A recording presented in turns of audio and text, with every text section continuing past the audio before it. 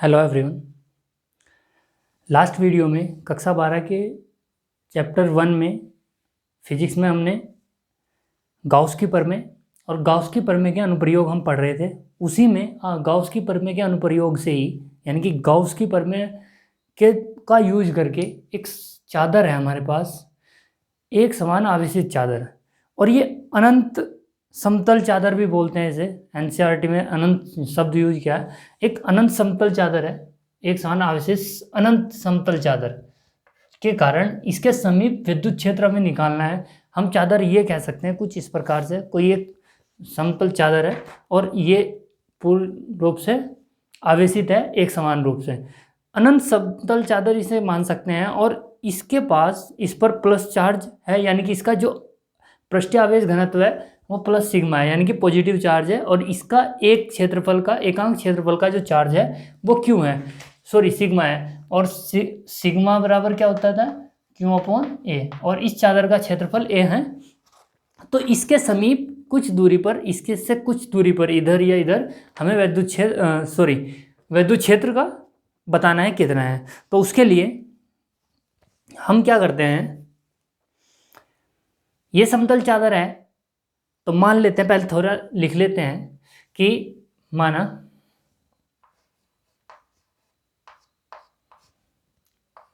अनंत समतल चादर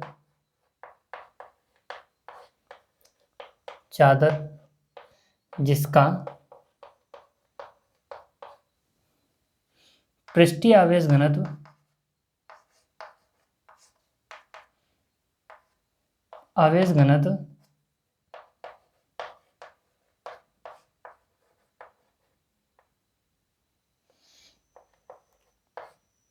plus sigma है तथा चादर का क्षेत्रफल ए है। तो प्लस सिग्मा क्या होगा, क्यू अपॉन ए, या sigma is equal to Q upon A. अब इस चादर के कारण चादर के समीप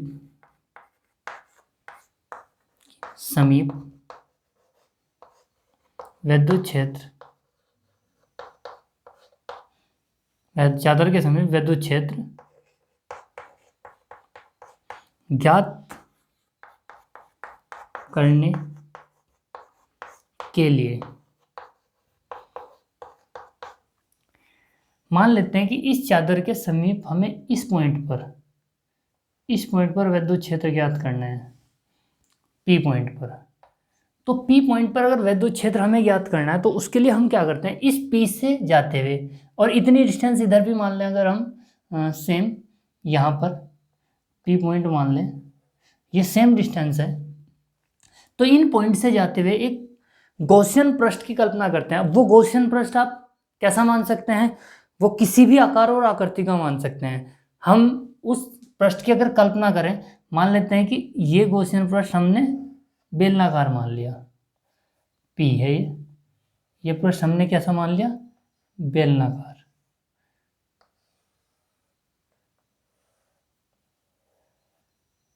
ये पृष्ठ हमने बेलनाकार अगर मान लेते हैं हम, ये इससे पार हो रहा है, और अगर इससे हम देखें तो ये गॉसियन पृष्ठ हमने मान लिया बेलनाकार। अब अगर ये बेलनाकार गॉसियन पृष्ठ है तो इसमें ये एरिया इंक्लूड है। अब इस बेलनाकार पृष्ठ पर जो, चूंकि हमें पता है जो क्षेत्रफल सदिश होता है वो किसी भी क्षेत्रफल के लंबवत होता है। अगर हम इस पॉइंट पर इसके वृत्तीय सिरों पर बात करें, विद्युत क्षेत्र का जो सदिश होगा वो एस इस डायरेक्शन में होगा, क्षेत्रफल सदिश एस। और जो क्षेत्रफल सदिश वृत्तीय सिरों पर होगा, वक्र पृष्ठ पर होगा, वो आपका इस डायरेक्शन में होगा। लेकिन जो विद्युत क्षेत्र होगा, विद्युत क्षेत्र की दिशा इस पॉइंट पर, यानी कि इस बेलन के इस पॉइंट पर वो इसी दिशा में होगी, लेकिन अगर इस पॉइंट पर बात करें तो विद्युत क्षेत्र यहाँ होगा। तो यहाँ पर प्रत्येक पॉइंट पर या किस पूरे बेलन पर कहीं भी ई इधर होगा और एस इधर होगा, जबकि यहाँ ई और एस समदिशा है। यहाँ 90 है इनके बीच में एंगल 90 डिग्री, और यहाँ अगर हम एंगल की बात करें 0 डिग्री है। तो चादर के समीप विद्युत क्षेत्र ज्ञात करने के लिए बिंदु उस बिंदु से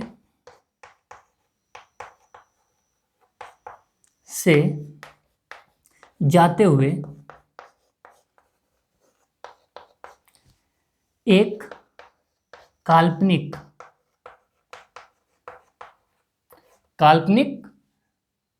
बेलनाकार गॉसियन पृष्ठ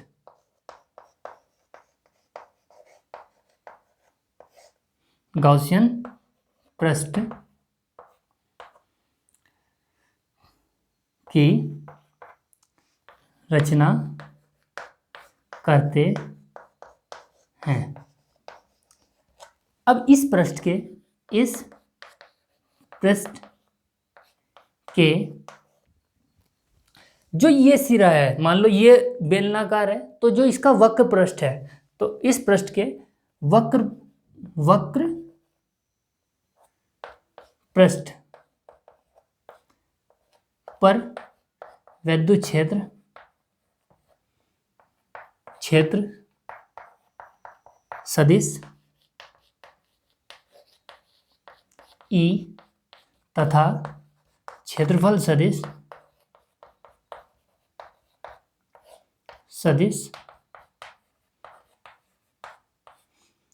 एस समदिश होंगे, लंबवत होंगे।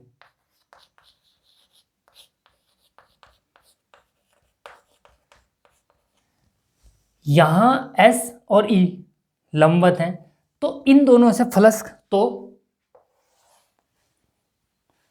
तो फ्लक्स वक्र पृष्ठ से गुजरने वाला फ्लक्स, तब वक्र पृष्ठ से गुजरने वाला फ्लक्स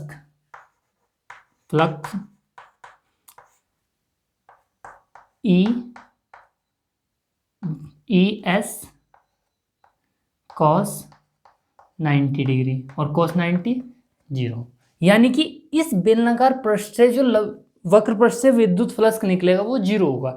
यहां से कुछ नहीं है। अब वृत्तीय सिरों से तो कुल फ्लक्स गॉसियन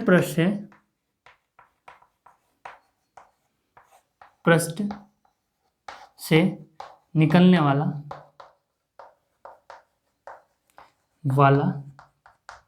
कुल, ये हमने ए मान लिया ना, चूंकि यहाँ एस है तो ये एस ही लिखेंगे हम। सही है, ये तो ए ही है, ये चादर का है। तो गॉसियन पृष्ठ से निकलने वाला कुल फ्लक्स फाई, ये तो 0 हुआ यहाँ से, तो यहाँ से 0 होगा। इसे हम लिख सकते हैं phi left plus phi right side के वृत्तीय सिरे से और लेफ्ट साइड के वृत्तीय सिरे से। अगर फाई लिखें तो ई एस कॉस 0, लेफ्ट को माने ई एस, क्योंकि ई यहाँ ई और एस समदिश है और एंगल इनके बीच 0 डिग्री है, plus E S cos 0 degree. ये हो जाएगा ई एस और ई एस, ये तो 1 होगा, ई एस 2 ई एस और फाई। इक्वेशन फर्स्ट मान लेते हैं। हमने इस गॉसियन पृष्ठ से निकलने वाला कुल फ्लक्स निकाल लिया, जबकि गाउस की प्रमेय क्या बताती है कि गाउस की प्रमेय भी हमें किसी भी बंद पृष्ठ से गुजरने वाला फ्लक्स उससे हम निकाल सकते हैं। अगर हम गाउस की प्रमेय से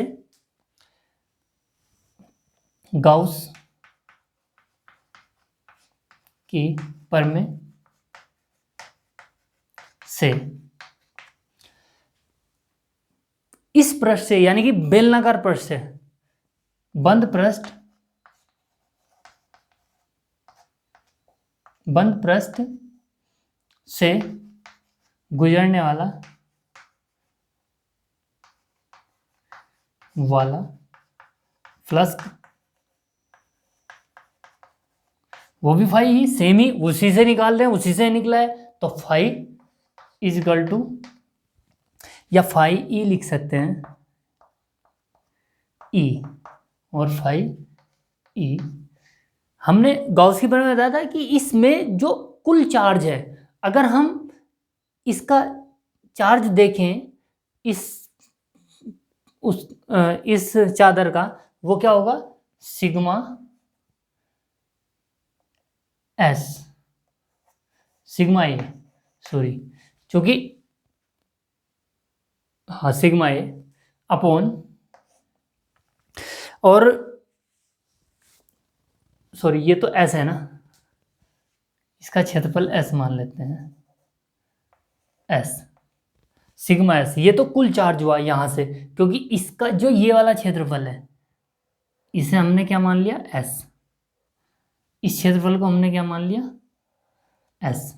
और अगर इसका क्षेत्रफल सदिश ds लिखना चाहे, क्योंकि सेम है, अलग कर देते हैं ds, तो ये होगा, तो ये क्षेत्रफल है s। तो अगर एक क्षेत्रफल का आवेश सिग्मा है तो s में कितना होगा, सिग्मा s, तो कुल charge upon epsilon not. Equation second, ये फ्लक्स हमने गॉस की प्रमेय से निकाला, और ये फ्लक्स हमारा हमने इस तरीके से निकाला था, यहाँ से वृत्तीय सिरों से और इसके वक्रपृष्ठ से। अगर इन दोनों को देखें सेम है, इक्वेशन फर्स्ट एंड सेकंड, तो 2E(s) equal to sigma S upon में एप्सिलॉन नॉट, एस से एस कटेगा, तो E equal to sigma upon 2 epsilon naught. इस प्रकार अगर सदिश रूप में लिखना चाहें तो E equal to sigma upon 2 epsilon naught N cap, और जो इसका एकांक सदिश है जो इसकी डायरेक्शन को बताता है, यानी कि सदिश रूप में, सॉरी। इस प्रकार हम किसी भी समतल चादर के समीप गॉस का प्रमेय यूज करके वैद्युत क्षेत्र फाइंड कर सकते हैं। और पिछले वीडियो में मैंने ये बताया था कि अगर इसे हम निकाल लें तो एक फ्लक्स निकालने का हमारे पास जो दूसरा तरीका, सॉरी वैद्युत क्षेत्र निकालने का जो दूसरा तरीका है कि हम एक छोटे छोटे टुकड़ों में से डिवाइड करें, और उस टुकड़े से मैंने एक वायर में बताया है कि दूसरे तरीके से कैसे निकाला जाता है, और वो कितना टफ, थोड़ा मतलब ये टफ तो नहीं कहेंगे, मतलब थोड़ा इजी हो जाता है जब हम गॉस की प्रमेय को यूज करते हैं। अगर उससे निकालते हैं तो वो थोड़ा मतलब as compare to this easy होता है, मतलब टफ होता है। तो कहने का मतलब यह है कि गॉस की प्रमेय से हम वैद्युत फ्लक्स इस प्रकार निकाल सकते हैं। अब इसमें एक शब्द यूज हुआ था कि अनंत समतल चादर, तो समतल चादर, अनंत समतल चादर क्यों मानते हैं? ये अनंत का मतलब ये अनंत नहीं है। अगर मान लो ये बोर्ड की बात करूं और मैं यहाँ खड़ा हूं तो मेरे लिए ये बोर्ड अनंत नहीं है, लेकिन अगर कोई चींटी यहाँ है, वो चींटी, यही बोर्ड उस चींटी के लिए अनंत है। तो कहने का मतलब ये हुआ कि अनंत समतल चादर ये मानी जाती है कि चादर के बहुत समीप हम वैद्युत क्षेत्र निकाल रहे हैं, वैद्युत क्षेत्र की जो तीव्रता है वो हम चादर के बहुत समीप निकाल रहे हैं। अनंत से मतलब इनफाइनाइट नहीं है, तो यही बोर्ड अनंत भी हो सकता है और यही बोर्ड अनंत नहीं भी हो सकता। तो इस बात का ध्यान रखें। और ये जो समतल चादर के समीप है जो वैद्युत क्षेत्र, ये उस समतल चादर से दूरी पर डिपेंड नहीं करता, आप एक्सप्रेशन में आसानी से देख सकते हो। इसके बाद अगर जो सिग्मा है मेरा पॉजिटिव है और सिग्मा अगर नेगेटिव है, अगर पॉजिटिव है तो ई जो होगा दूर की ओर होगा, चादर से दूर की ओर, और अगर ये नेगेटिव है तो ई चादर की ओर होगा, मतलब चादर के समीप होगा। तो ये दो पॉइंट्स याद रखेंगे। समतल चादर से दूर की तरफ कब होगा? जब पॉजिटिवली चार्ज होगा, और नेगेटिवली चार्ज चादर की ओर वैद्युत क्षेत्र की जो होगी डायरेक्शन होगी। तो फिलहाल इस आर्टिकल में इतना ही था, और नेक्स्ट वीडियो में हम देखते हैं एक अनुप्रयोग और रहता है गॉस की प्रमेय का। तो एनसीईआरटी के अकॉर्डिंग, वैसे तो बहुत हैं लेकिन एनसीईआरटी के अकॉर्डिंग है, तो वो नेक्स्ट वीडियो में मिलते हैं। धन्यवाद।